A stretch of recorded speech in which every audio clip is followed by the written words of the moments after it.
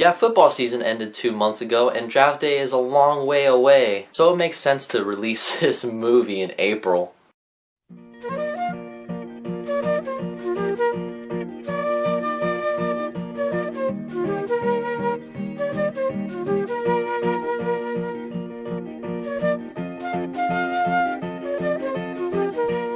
Okay, so draft day.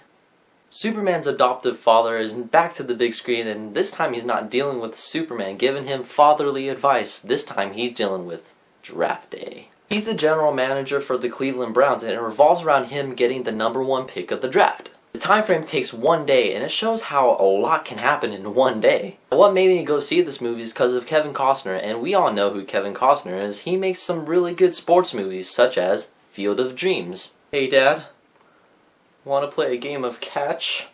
Yes. I'll love that, son.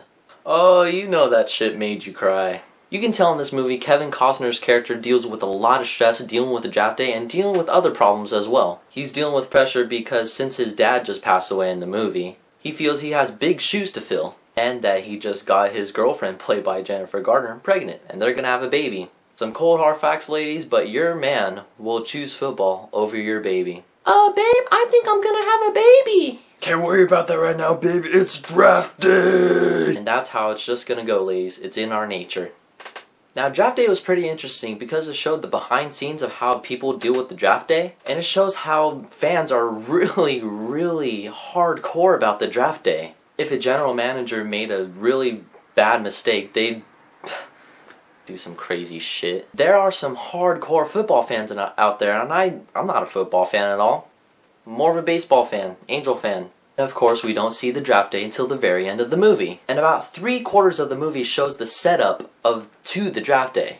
Oh, and guys, the setup, it just didn't really interest me at all. And I know they're trying to introduce the characters, and I can roll with that, and they're trying to develop the characters, which I can also roll with that, and they're also setting up for the draft day, which I can also roll with that. It got to the point where they just mentioned so many characters, and when one other character would mention just some offbeat character, and you're just like, oh, who's that again? You lose track of the characters, and for me, that just takes me away from the movie. Oh, and Kevin Costner's relationship with Jennifer Garner in the movie, I don't know, I just feel like they just weren't clicking at all.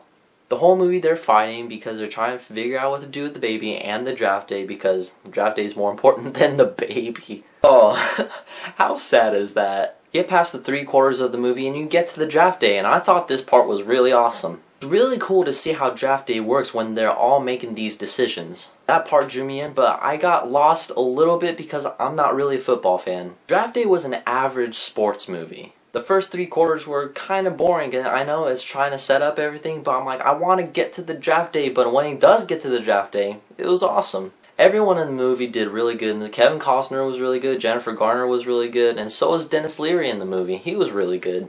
I feel like this movie is like football porn to football fans. For me being a baseball fan, it doesn't really, I don't know, it just didn't really click with me. And for that, I give Draft Day a 3 out of 5. And for those who think that a 3 out of 5 rating is a bad rating, it's not. It's an average rating, a 60 out of 100, and when you compare that to movies, it's average, trust me. But when it gets to the 50% mark, that's when you know a movie's really bad. Draft Day is going to be good for some and not be so well for others. Keep in mind, you have to be a football fan to keep up with everything else. If you're not, you're just going to be lost like I am. But in the meantime, I have to get going, you guys. Peace.